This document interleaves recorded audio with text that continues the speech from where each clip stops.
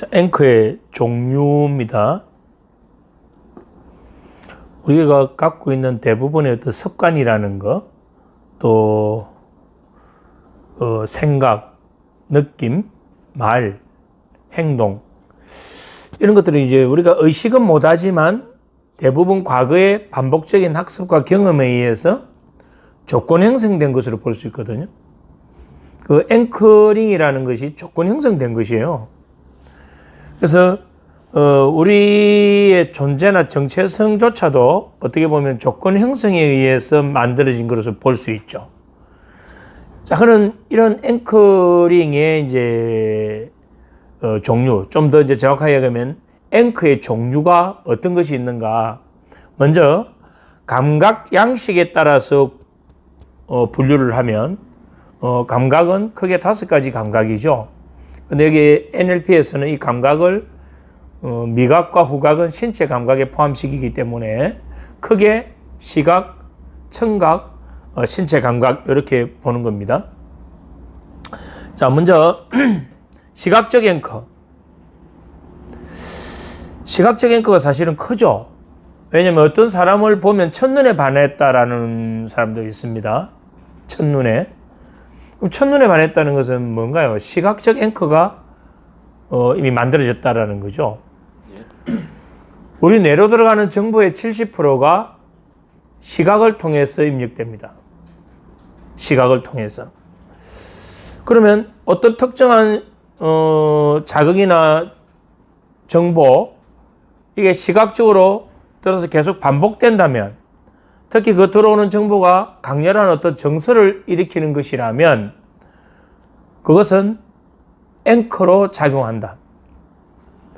앵커가 만들어져서 조건 형성되는 것을 앵커링이라고 한다면 그건 조건 형성된 것은 내 의식과 관계없이 반복적으로 일정한 패턴을 만들어내거든요.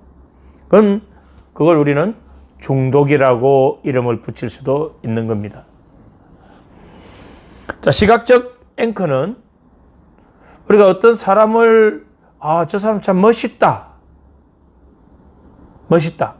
그럼 처음에 봤을 때 멋있다, 아름답다, 매력적이다 하는 어떤 거는 정서를 일으켰다면 그건 우리가 흔히 그런 처음 만나서 갖게 되는 어떤 선입관, 그걸 첫인상이라고 하죠. 첫인상이 만들어져 버리면 그 이후에 그 사람의 모든 말이나 행동은 그 첫인상에 영향을 받아서 모든 게 생략하게 일반화돼서 들어오게 됩니다. 그럼 그 첫인상이 뭐냐면 바로 앵커가 되는 거죠. 우리는 그 사람의 얼굴 표정이나 그 사람의 몸, 또 그 사람의 제스처, 그 사람의 어떤 행동, 그 사람이 입고 있는 옷, 또는 색상,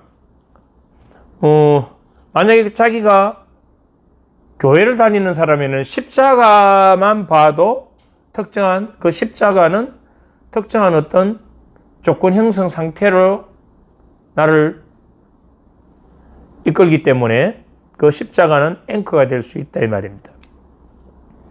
어떤 조직이나 단체의 로고, 그걸 상징하는 어떤 깃발, 이런 것들도 시각적 앵커가 될 수 있죠.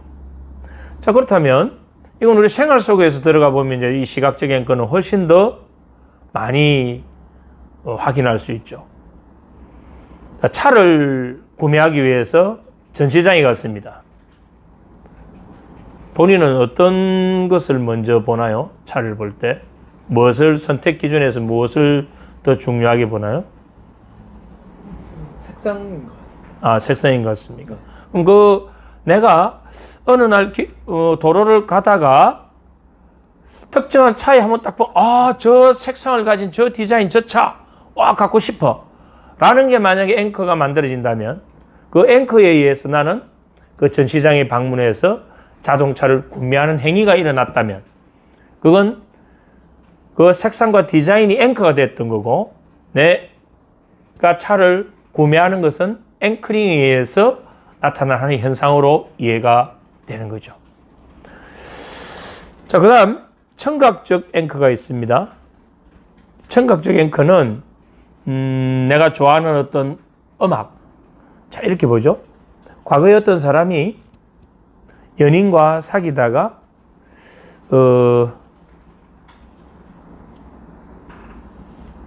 요즘으로 치면 카페죠. 옛날로 치면 다방이고 가서 그날 그 상대 자기가 사귀던 그 연인이 이별을 통보합니다. 이별을. 근데 이별을 통보하는데 그때 그 카페에서 나오던 음악이 허공이라는 노래가 흘러나왔어요. 꿈이었다고 생각하기엔 음악이 잔잔하게 깔려 나오는데 본인이 이별을 통보받았습니다. 자, 그 이후에 이 사람은 몇 년, 몇십 년이 지난 이후 허공이라는 노래만 들으면 과거에 자신에게 이별을 통보했던 그 연인이 떠오르고 그 당시에 아련한 어떤 추억, 또 그 당시에 느꼈던 아픔, 슬픔, 이런 것들이 한순간에 올라옵니다. 그게 뭐냐면 이 허공이라는 노래가 뭐가 됐나요? 앵커가 된 거죠. 무슨 앵커입니까? 청각적 앵커입니다. 청각적 앵커. 자, 어떤 사람은 교회에서 찬송가를 들으면 마음이 편안해지는 사람이 있습니다. 근데 또 어떤 사람은 절에 가서 목탁 소리 있죠. 목탁을 그 소리를 잘 들어보면 일정한 패턴이 있어요. 그냥 아무데나 치는 게 아니죠. 똑똑똑똑. 그것만 들으면 나는 마음이 안정되고 편하다라고 하는 사람이 있습니다. 그러면 그 찬송가와 그 목탁 소리는 앵커가 되는 거죠. 엄마의 목소리를 들으면 어떨까요? 사람마다 다르겠죠. 엄마에게 혼이 난 사람은. 엄마만 떠올려도 화가 날 수도 있습니다. 근데 대부분의 사람들은 엄마의 목소리를 떠올리면 뭔가 마음이 안정이 되고 편안해지는 그런 상태에 빠지죠. 그럼 그 엄마의 목소리는 청각적 앵커가 되는 겁니다. 우리는 이처럼 대부분에 있는 생활 속에서 들어오는 시각적 정보나 청각적 정보들이 특정한 정서를 익히거나 반복됐다면 그것은 대부분 앵커로 작용이 되고 그 앵커에 의해서 조건 형성돼서 우리의 생각과 느낌과 말, 행동에 영향을 미친다. 궁극적으로는 우리의 존재와 정체성에까지도 영향을 미친다라고 보는 거죠. 그 다음은 신체 감각적 앵커예요. 신체 감각적 앵커.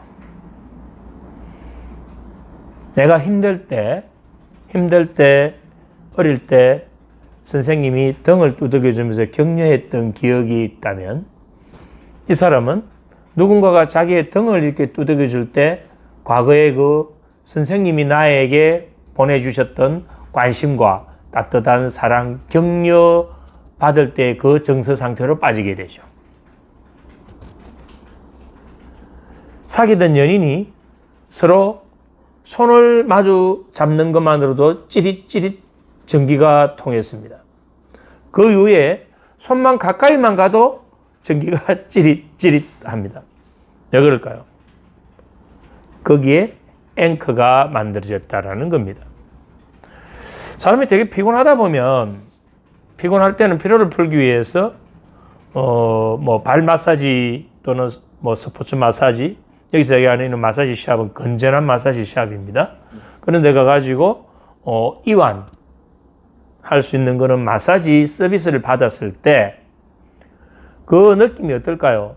편안함과 뭔가 안정감, 릴렉스한 상태로 만들어주죠.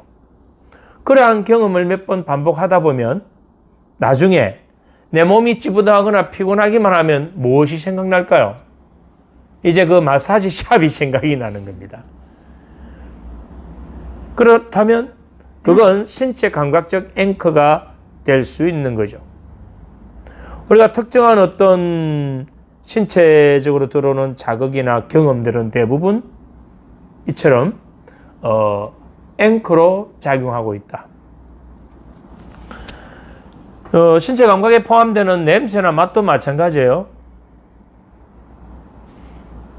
자, 비 오는 날 어릴 때 어머님이 파전을 자주 구워주셨어요. 비 오는 날. 비 오는 날 파전을 구워서 어릴 때 경험입니다. 아버지는 막걸리를 드시고 아이들은 전부 다 그 파전을 맛있게 먹었던 그런 추억이 있으면 나중에 비만 오면 뭐가 떠오를까요? 그 파전이 떠오른다 이 말입니다. 갈증이 되게 심할 때 이 갈증 해소를 위해서 시원한 맥주를 마시는 걸 몇 번 반복했다면 이후에 갈증 만나면 뭘 찾나요? 맥주를 찾습니다. 그것이 콜라였다면 콜라를 찾습니다. 내가 배가 되게 고플 때 자극적인 라면을 먹었다. 그 라면 맛이 너무 좋은 거예요.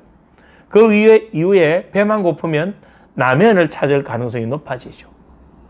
이처럼 우리의 미각도 우리의 후각도 대부분 앵커에 의해서 특정한 반응을 일으키고 있다면 그것들은 대부분 이미 조건 형성된 앵커링 상태에 있다고 볼 수 있는 겁니다. 우리는 시각, 청각, 신체 감각적인 어떤 구분을 해서 앵커를 이해할 수도 있다.